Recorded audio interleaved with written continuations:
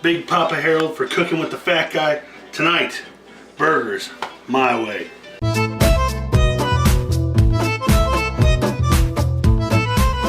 Tonight, I've got a ground round that I got from my favorite source, Save-A-Lot, and I'm going to show you how I make burgers.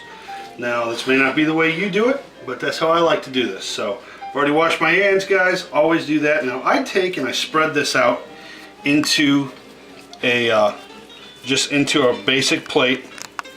Looks kind of weird, right? But this is how I make this work. So I start smashing this down,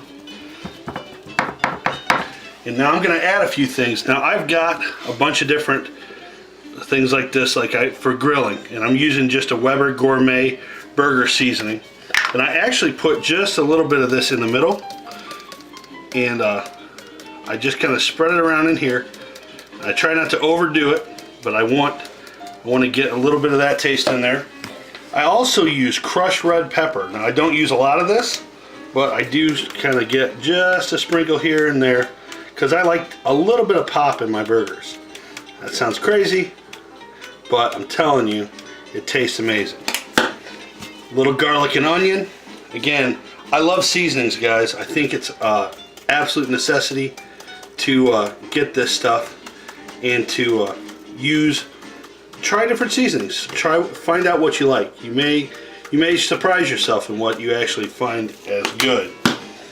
I keep pepper for later on, and I also add Worcestershire sauce. And I won't even remind you how many times it took me to figure that out. Now I actually coat my burgers with this, and that just depends. Some people don't like this. I like to do stuff differently, right? So I'm going to take this, and I'm going to mix this in, and I actually just roll it and start just turning it. Nothing special, just smash it all together. Alright, so once I've got it like this, I should take and I'll just break off some, and I'll smash this up. I'm not doing anything in particular with this, I'm just smashing that up. Love making sure I get a nice thick, even thick. I don't want one side too fat and the other not. And I'm making my burgers about that size, right? So if you can see here, this fits right in my hand. It's the perfect size for a burger. Now I know a lot of people, when they're making their burgers, they'll take and they'll call it a day right here, right? I'm not like that. I don't want to, I like putting a little bit of pepper on top of this. I won't even put salt. I don't need it. With the ingredients that I put in this, it's going to add enough flavor to that. And I only put a little pepper on this side to start with. Alright, so I am going to throw all my burgers on this. I'm actually setting a timer. I know it's not important to some people, but I actually want this at a certain heat, and I'm going to kick it up another minute here in a second. I know that looks kind of tight, and I'm actually okay with that. Sprinkle some more pepper on top. You know, I've got everything else on here. Now, you're probably wondering, like my wife was, why on earth I have two pans? Well, the reason I have two pans on here is because I'm going to actually take my awesome Aunt Millie's Hawaiian rolls. I bought these from my favorite store, and the meat from Save-A-Lot. Thank you always, Tim Chrysler and your crew there, always taking care of me. I'm going to take these, and I'm actually going to butter these. So I'll take you through that here once these get a little done, and you'll be able to see the process that I'd use on that. Alright, so I ran this for about 5 minutes on this side. As you can see here, these are just browning along the sides, and it's creeping up onto the top. Now the top is still a nice healthy pink, slightly brown, not too bad, but the sides are getting brown. It's getting cooked. So I'm going to flip these, and I'm not going to push down on these at all. Alright, so for you people that don't know how to cook and like to slap the top of your burger, don't do that. That's dumb. You want to keep your burger Nice and thick, nice and juicy. Let all those juices stay on the inside. You're not trying to lose that taste, right? And that also depends on the type of meat you're using. So if you're using a really greasy, nasty meat, you're gonna end up with a lot of grease in your pan, and you're gonna have to change that out all the time, or you're gonna cook it in there and then you're gonna have a really greasy burger. I went with a really lean ground round, and this turns out really good. And as you can see, in this pan, there's very little grease at all. So if you look, there's just a hint of it in the bottom of this pan. So there's not too much in there, and that's what I want. I'm not looking for a greasy burger. I can get those at any place. I'm looking for a nice, fat, juicy burger. So I'm gonna take that, and at the same time as this is going, I'm gonna set my timer, and it's been cooking for a few minutes, so I'm gonna put it at 4 minutes. I'm gonna kick this on, and I'm actually gonna burn this at high, and you'll see why here in a second.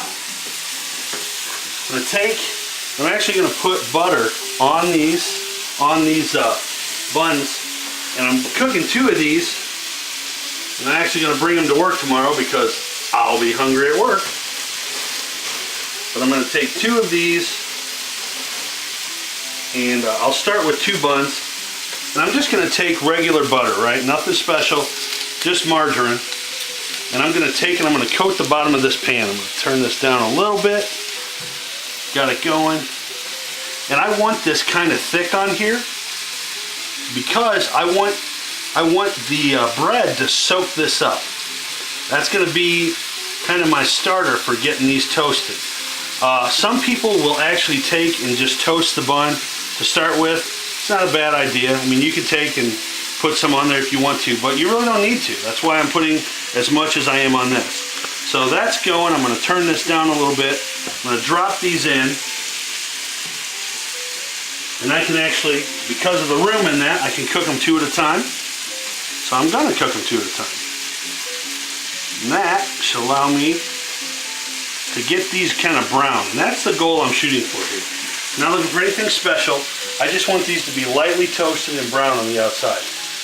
And what I'm also doing here is I'm letting this cook, obviously open. But here in a moment, I'm going to take, that's about the 2-minute mark. I'm going to take and I'm going to put, and I actually bought just some Mexican style cheese. Now you put whatever cheese you like on it, right? But I like shredded cheese, so I'm going to toss this over the top, and then I'm going to steam it. I'll show you a little trick to doing this. So I'm going to take that and spread some cheese out on this, and I'm just kind of globbing it, guys. I don't do anything special. I just want my cheese in there and on there. And I'm going to show you something I learned from diners, dives, and whatever that Guy Fieri show is. That dude is a baller, and he knows how to cook.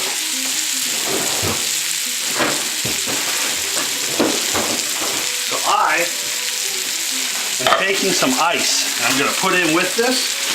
That sounds crazy, right? What it's going to help me do, it's going to help me steam these really good. So I'm going to set that over the top. I'm actually going to set this to the side just a little bit. I want that steaming up nice. Alright, I've got a nice healthy burger here, people. Look at that bad boy. Nice and thick. Yeah. And I said healthy, you heard me. That's a good thick burger. You didn't lose any of your meat. You didn't drop it down any. It's got a nice cook to it. It's nice and solid. You're going to get some nice juicy meat in this, all right? So now you know how to make a real burger, okay? So when you're cooking, somebody tells you they know how to make a burger, you tell them, nah, Big Poppa showed me how to do it right. So let's throw some ketchup, mustard, some pickles on these bad boys. Let's go eat. Hey everybody, thanks for watching today. Be sure to smack that subscribe button so that you can catch up on future videos.